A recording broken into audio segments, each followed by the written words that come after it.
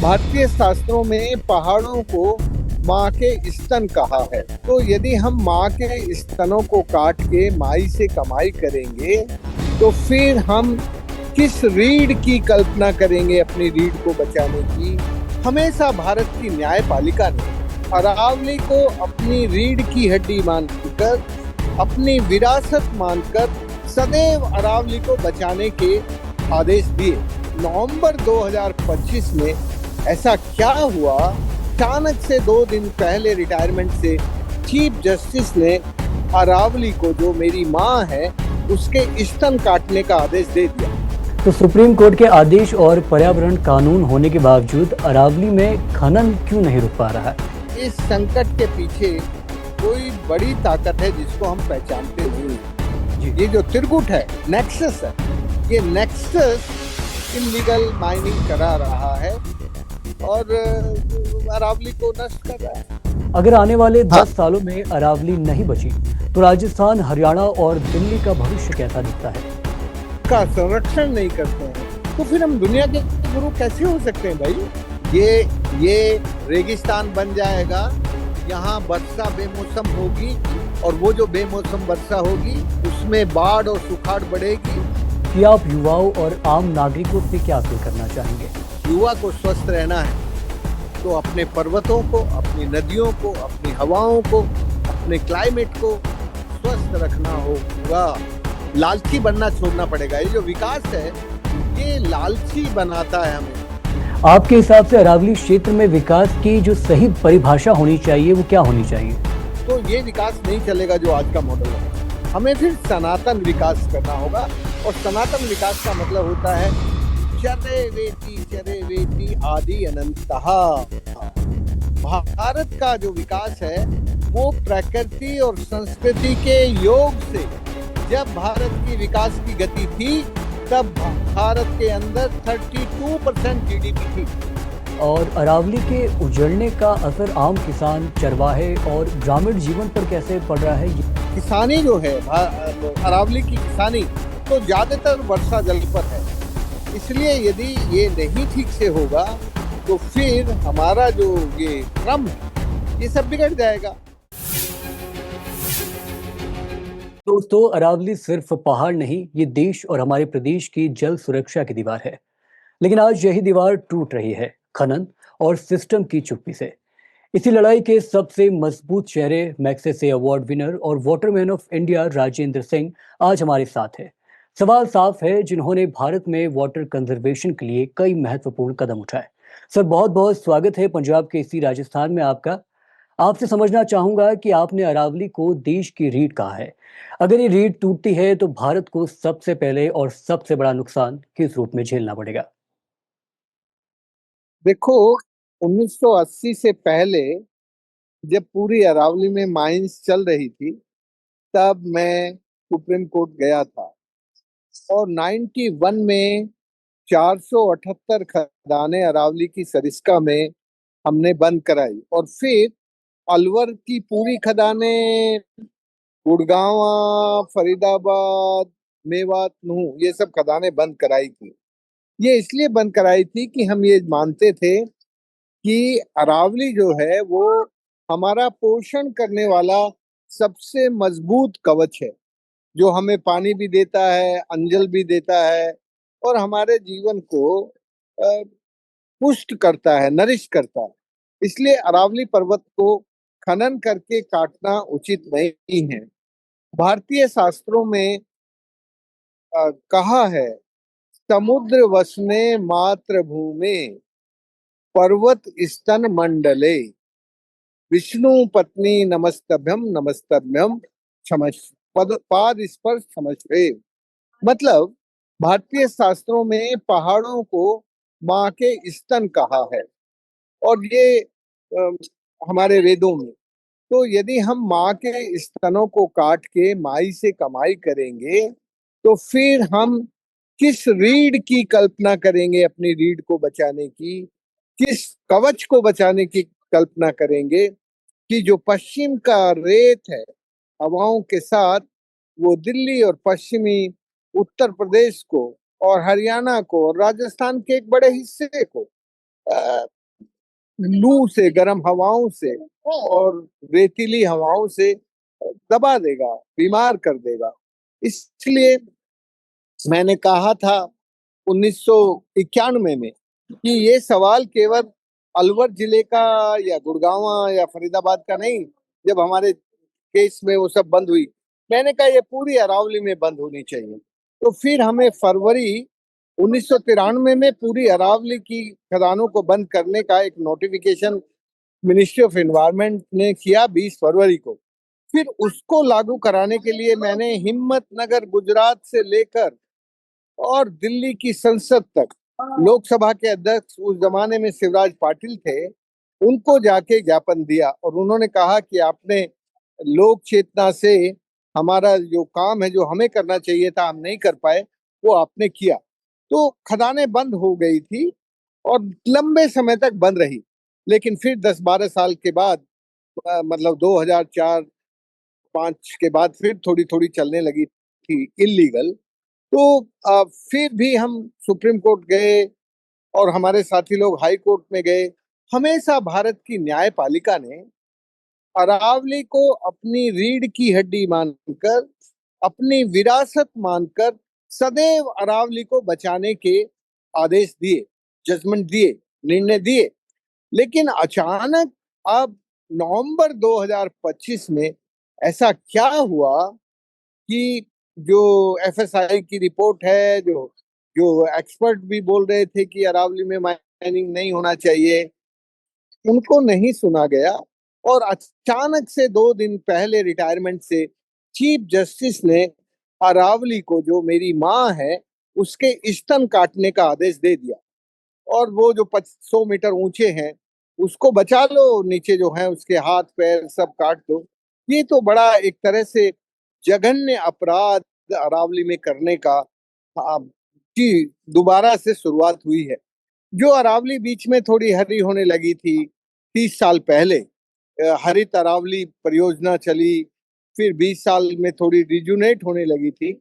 अचानक से ये संकट पिछले 1-1.5 महीने में आया और इससे मुझे तो समझ में नहीं आ रहा है कि ऐसा क्या हो गया कि हमारी सर्वोच्च न्यायालय भी दबाव में आ गया, रियल इस्टेट के, माइनिंग माफिया के या सरकार के, मुझे कुछ मालूम नहीं किसके दबाव में आके इतना गलत निर्णय हमारी उच्चतम न्यायालय ने लिया।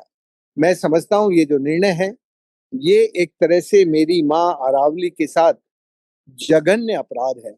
मैंने अपनी माँ अरावली के को बचाने के लिए पिछले 40 वर्षों से बराबर काम किया और उसको रिजुनेट करने के लिए, उसको हरी भरी करने के लिए, अरावली से निकलने वाली छोटी छोटी 23 नदियों को जो सूख गई थी, मर गई थी, उनको मैंने पेरेनियल किया। पिछले 50 सालों से मैं यही काम कर रहा हूँ, अरावली के पुनर्जीवन का, अरावली को रिजुनेट करने का, क्योंकि मैं अरावली को अपनी माँ मानता हूँ। तो जिसको माँ मानते हैं, माई से फिर उसको काट के कमाई करना, ये हमारे लालचपूर्ण जीवन का अंग है। यदि हम माई से कमाई करते हैं तो फिर हमारी क्या प्रकृति है, क्या संस्कृति है? फिर हम कैसे कहते हैं कि हम दुनिया के गुरु हैं, यदि हम अपनी प्रकृति और संस्कृति के योग को नहीं समझते हैं और उसका संरक्षण नहीं करते हैं, तो फिर हम दुनिया के गुरु कैसे हो सकते हैं भाई? जी। इसलिए जी, स्वाभाविक भारत की स्वाभाविक रूप रीढ़ से। अरावली को बचाना जरूरी है। जी, स्वाभाविक रूप से सर आपने कई महत्वपूर्ण मुद्दों पर चर्चा की है और इस पर आगे विस्तृत रूप से बात भी की जाएगी वीडियो में। लेकिन मेरा जो अगला सवाल आपसे ये है कि 1986 में गोपालपुरा जैसे गांवों में जोहड़ बनाकर जो काम शुरू हुआ था, वही मॉडल आज अरावली को बचाने का सबसे कारगर रास्ता क्यों नहीं बन पाया? देखो, अरावली से ये काम शुरू हुआ और भारत सरकार को, राजस्थान सरकार को, राज्यों की सरकारों को गोपालपुरा में 1985 में जो एक रिजुविनेशन का काम हुआ, ग्राम स्वावलंबन का काम हुआ और एक समृद्धि और शांति में समृद्धि, जिसको कहते हैं ना पैशन विद पीस, का जो वातावरण बना, उसको हमारी सरकार को रिएप्लिकेट करना था, स्केलिंग अप करना था। उन्होंने नहीं किया। लेकिन मुझे ये बताते हुए गौरव है कि हमने अरावली के बड़े हिस्से में, धौलपुर जिले में, करौली जिले में, सवाई माधोपुर में 6,332 डाकुओं की बंदूकें छुड़वा कर उनको पानी के काम करवा के उनको किसान बनाया। और वो सब लोग अरावली पर्वत को पुनर्जीवित करने के काम में, रिजुनेट करने के काम में, जंगल बचाने का काम कर रहे हैं, धरती पर हरियाली लाने का काम कर रहे हैं, घास पेड़ पौधे लगाने का काम कर रहे हैं। मुझे समझ में नहीं आता कि भारत का जब समाज अपने आप अपनी परिस्थिति को बेहतर बनाने के काम करता है, तो सरकारों को उससे सीख कर कुछ काम करने का मन में भाव क्यों नहीं आता। ये इसलिए मेरा यही कहना है कि ये जो 20 नवंबर की जजमेंट है, ये उस सारे काम के खिलाफ है जो हम लोगों ने नदियों को रिजुनेट किया, पर्वतों को हरा भरा किया, और जो धरती अनुत्पादक थी उसको उत्पादक बनाया। तो ये जो आदेश आया है 20 नवंबर को, ये फिर अरावली को रिजुनेट करने कौन लगेगा? क्या हम रिजुनेट इसलिए करेंगे कि अरावली के हाथ पैर कटेंगे, उसके स्तन कटेंगे, वो उसको काटने के लिए हम हरी भरी करेंगे? हम उसको जल संरक्षण तो हम इसलिए कर रहे हैं कि हमारी माँ स्वस्थ रहे। हम यदि अरावली के बेटे हैं तो अरावली स्वस्थ रहनी चाहिए। वो स्वस्थ रहेगी तो हम भी स्वस्थ रहेंगे। इसलिए हम ये काम कर रहे थे पिछले 50 साल। अभी 51 साल हो गए इस सब काम को करते करते। मुझे लगता है कि अरावली में जो ये संकट आया है, इस संकट के पीछे कोई बड़ी ताकत है जिसको हम पहचानते नहीं है, जिसको हम जानते नहीं। और उस ताकत का जो ये खेल है, उसके कारण जो कुछ हुआ। अरे भाई, भारत का जो पर्यावरण मंत्रालय है और जो राजस्थान का पर्यावरण मंत्रालय है, उनका काम है पर्यावरण का संतुलन बनाने के लिए संरक्षण के काम करना। अभी तो जो भारत सरकार के पर्यावरण मंत्रालय के एफिडेविट गए हैं इस मामले में, मैंने जब इस निर्णय के बाद सारे एफिडेविट पढ़े तो मैं तो स्तब्ध रह गया कि जिस मंत्रालय का काम पर्यावरण की रक्षा करना है, पहाड़ों को बचा के रखना है, हरियाली को बचा के रखना है, और इस मंत्रालय ने बचा के रखा है पिछले 40 45 50 सालों में, ये काम किया जी, है अच्छे से। जी, लेकिन अब अचानक ऐसा लगता है कि हमारा पर्यावरण विभाग का काम नहीं कर रहा है, वो खनन विभाग का काम कर रहा है, वो जी, उद्योगों का काम कर रहा है, वो उद्योगों के लिए काम कर रहा है। तो ये जो परिस्थिति है, ये परिस्थिति बहुत भयभीत कर रही है लोगों को। जी, और मैं समझता हूं कि लोग अब खड़े हो रहे हैं, अपने आप खड़े हो रहे हैं। कोई ऑर्गेनाइज्ड संगठन नहीं है, स्वस्फूर्त पूरा भारत खड़ा हो रहा है। मैं कल बिल्कुल सर। हैदराबाद में था, वहां जी, सैकड़ों लोगों ने कहा कि हम भी अरावली के काम, क्योंकि अरावली का यदि इस तरह का अरावली के साथ यदि ऐसा किया जाएगा तो फिर तो पूरे भारत के पहाड़ों के साथ, सब हिमालय के साथ भी होगा, वेस्टर्न घाट के साथ भी होगा, फिर वो थोड़े ही बचेंगे। भाई, जी, अरावली तो भारत की पुरातन संस्कृति का, सनातन संस्कृति का मूल स्तंभ रहा है। अरावली सबसे बड़ा स्तंभ इसलिए रहा है कि एकमात्र ब्रह्मा का मंदिर अरावली में है, पुष्कर जी में। तो हम जिसे इतना पवित्र मानते हैं, जिसे इतना अपने तीर्थों का एक तरह से स्थान मानते हैं, तो हम ना अपनी संस्कृति की इज्जत कर रहे हैं ना प्रकृति की इज्जत कर रहे हैं। तो हमें मालूम नहीं कि हमें अपनी माँ को काट कर बेचने में क्या होगा, क्यों कर रहे जी। हैं।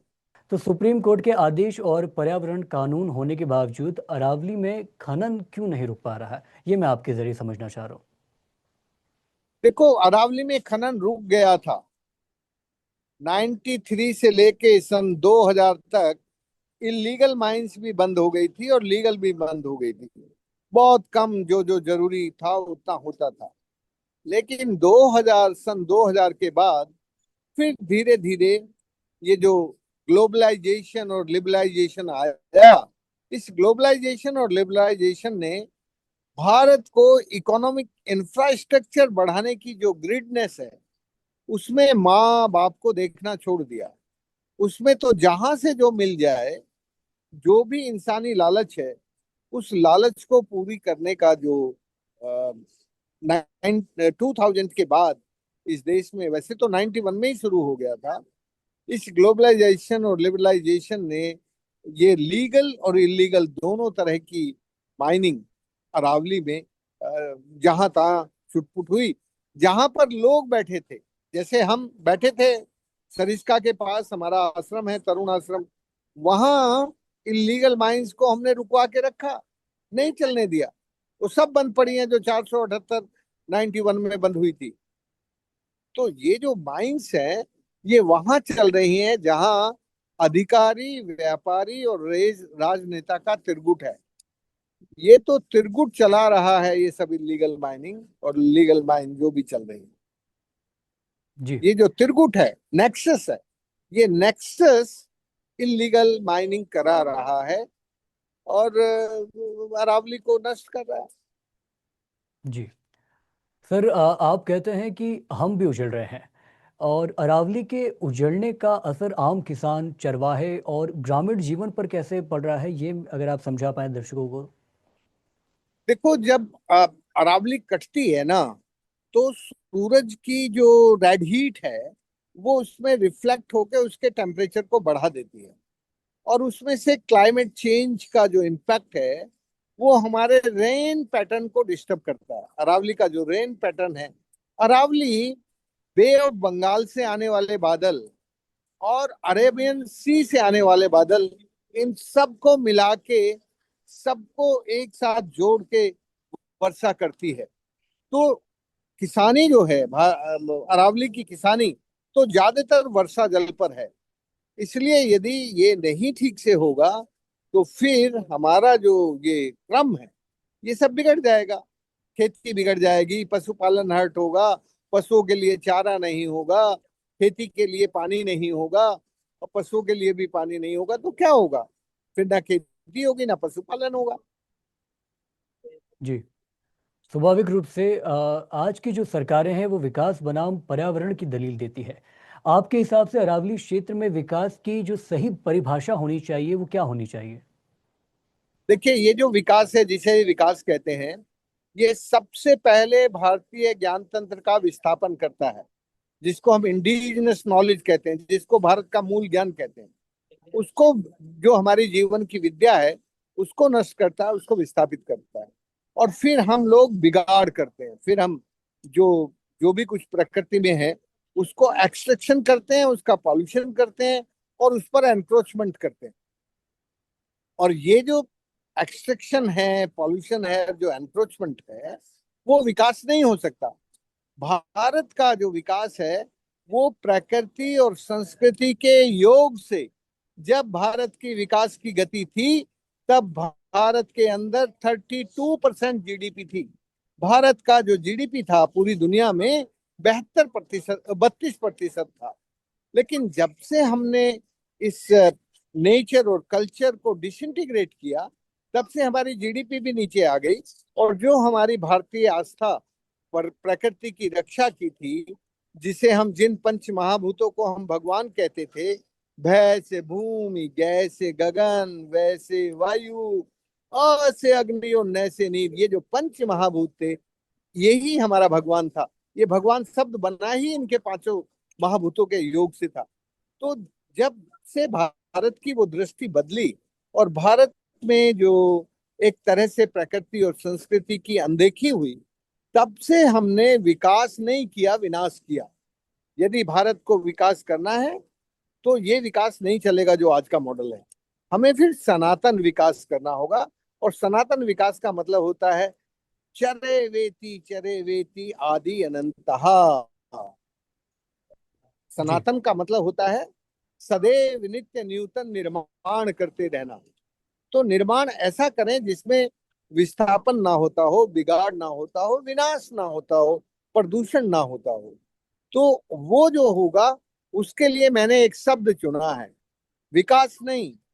हमें पुनर्ज पुनर्जनन चाहिए, रिजुविनेशन चाहिए।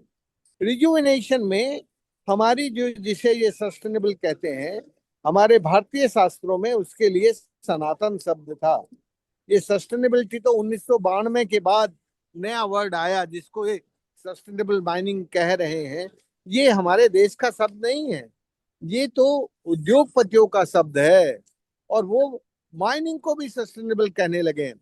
जो पर्वतों को काटता है, जो एक जीवित पर्वत को काट के निर्जीव टुकड़ों टुकड़ों में पत्थर का ढेर बनाता है, उसको भी ये सस्टेनेबल डेवलपमेंट कह रहे हैं। मेरा कहना यह है कि भारत को यदि अपनी सनातन विकास की प्रक्रिया को समझना है तो भारत की नदियों को, भारत के पहाड़ों को, भारत की भूमि को हरा भरा बनाने का काम हमें करना होगा। और भारत की भूमि में वो क्षमता है कि हम सबकी जरूरत पूरी कर सकती है, पर वो हमारा लालच पूरा नहीं कर सकती। इसलिए हमें लालची बनना छोड़ना पड़ेगा। ये जो विकास है ये लालची बनाता है हमें। हम लालची बनते हैं और लालची बन के विनाश करते हैं, बिगाड़ करते हैं। और जब हम रिजुविनेशन करते हैं तो नेचर को with love and respect, nature हमें नरिश करती है और हम नेचर को नरिश करने के लिए, अपनी कल्चर को नरिश करने के लिए सदैव बिना कुछ बिगाड़ किए रचना करते रहते हैं, निर्माण करते रहते हैं। इसलिए हमें ये लालची विकास नहीं चाहिए। हमें चाहिए नेचर का रिजुविनेशन, पुनर्जनन। जो बिगड़ गया है, अभी जी। अरावली में 12 गैप हो गए हैं, तो उनको रिजुनेट करना जंगल से, पूरी अरावली में हरित आ, अरावली को हरा भरा बनाने का काम करना। और अरावली में जो ये काट रहे हैं, जो मेरी माँ के स्तनों को काट रहे हैं अरावली में, उनको बंद करना। अरावली के जो पहाड़ हैं वो हमारी समुद्र वसने मातृभूमि, जी। पर्वत स्तन मंडले, इसको हमारी सरकार को याद रखना चाहिए कि ये जो पर्वत है ये हमारी धरती मंडल के स्तन है, माँ के स्तन है, इनको ना काटे। जी। सर, अब मेरे पास आपके लिए आखिरी दो महत्वपूर्ण सवाल है। अगर आने वाले हाँ, 10 सालों में अरावली नहीं बची तो राजस्थान, हरियाणा और दिल्ली का भविष्य कैसा दिखता है? ये रेगिस्तान बन जाएगा। यहाँ वर्षा बेमौसम होगी, और वो जो बेमौसम वर्षा होगी उसमें बाढ़ और सुखाड़ बढ़ेगी। और हमारी गर्म हवाएं बादल को बिना बरसाए आगे धकेल देगी। ये जो एरिया है ये एक तरह से रन शेडो रीजन हो जाएगा। बादल तो आएंगे पर बरसेंगे नहीं, बिना बरसे कहीं और चले जाएंगे। और यहाँ की जो इकोनॉमी है वो सब बहुत डिस्टर्ब होगी। कोई एक आधा सेठ होगा जो इन पर्वतों को लूट लाट के थोड़ी भारत की इकोनॉमी में थोड़ा टैक्स वैक्स देके कुछ कहेगा कि देखो मैंने इतनी इकोनॉमी बढ़ा दी। लेकिन जो लोग हैं, जो धरती के साथ, प्रकृति के साथ, संस्कृति के साथ, अरावली के साथ जुड़े हुए हैं, वो बेघर हो जाएंगे। वो लाचार, बेकार, बीमार होकर अरावली को छोड़कर चारों तरफ अपनी रोजी रोटी के लिए भगेंगे। ये हाल होगा। हम अरावली से विस्थापित होने लगेंगे, हम उजड़ने लगेंगे, तो हमारा उजाड़ होगा। हमें यदि उजड़ने से बचाना है तो अरावली को मत काटो। अरावली हमारी माँ है, वो हमारा पोषण करती है। माई से कमाई मत करो भाई। माई से कमाई करने वाले अपराधी होते हैं। माँ तो हमें जन्म देती है, माँ की तो सेवा की जरूरत होती है। और अरावली को भी हमारी सेवा की जरूरत है। हम उसको हरा भरा बनाने का काम करें, वही अरावली की सेवा है। जी। सर, आखिरी सवाल, और मुझे लगता है इस पूरे संवाद और साक्षात्कार का सबसे महत्वपूर्ण सवाल यही है कि आप युवाओं और आम नागरिकों से क्या अपील करना चाहेंगे? अरावली को बचाने के लिए वे आज से क्या कर सकते हैं? देखिए, इस वक्त भारत का युवा अपने स्वास्थ्य की चिंता में लगा है। और यदि युवा को स्वस्थ रहना है तो अपने पर्वतों को, अपनी नदियों को, अपनी हवाओं को, अपने क्लाइमेट को स्वस्थ रखना होगा। और ये जो माइंस है, माइनिंग है, इसको रोकना होगा। और ये बात अरावली के लोग समझ गए हैं। इसलिए अरावली के हर जिले में, ब्लॉक ब्लॉक में, गांव गांव में अरावली को बचाने के लिए युवा लोग सबसे आगे आ रहे हैं। किसानों से भी आगे आ रहे हैं। किसान पीछे है इस वक्त, तो अरावली का युवा सबसे आगे है। इसलिए अरावली का युवा समझ रहा है। कल रात को मैं जब जयपुर पहुंचा तो वहां सैकड़ों युवा ही युवा थे, यूनिवर्सिटी के, राजस्थान यूनिवर्सिटी के सामने विनोबा ज्ञान मंदिर में। और सबको अपने कॉमन फ्यूचर की, अपने साझे भविष्य की चिंता है। अरावली नहीं रहेगी तो उनका जीवन नहीं रहेगा, इसकी चिंता में वो लगे हैं। जी सर, बहुत बहुत शुक्रिया पंजाब के इसी राजस्थान को अपना कीमती वक्त देने के लिए। आपसे संवाद करके, चर्चा करके हमने समझने का प्रयास किया कि अरावली जैसा महत्वपूर्ण मुद्दा प्रदेश के लिए कितना अहम रखता है, देश की जनता के लिए कितना महत्वपूर्ण है और कितना मायने रखता है। ये मुद्दा इस वक्त भले ही राजनीति और सियासत के इर्द गिर्द घूम रहा हो, लेकिन कहीं ना कहीं पूर्णतः ये जनता से प्रभावित मुद्दा है और इस पर आम जनता, मेरे और आप जैसे आम नागरिकों की नज़र पूरी तरीके से होनी चाहिए। पंजाब केसरी राजस्थान का प्रयास था कि Waterman of India Rajendra Singh से संवाद करके, जिन्होंने भारत देश के लिए नामालूम कितने वाटर कंजर्वेशन के कार्य किए हैं और महत्वपूर्ण कार्य किए, उनसे बात करके समझने का प्रयास करें कि अरावली का मुद्दा तह तक कहाँ तक जाता है और इसकी गहराई कहाँ तक है। बाकी प्रदेश भर की तमाम छोटी बड़ी खबरों के लिए देखते रहिए पंजाब केसरी राजस्थान। बहुत बहुत शुक्रिया।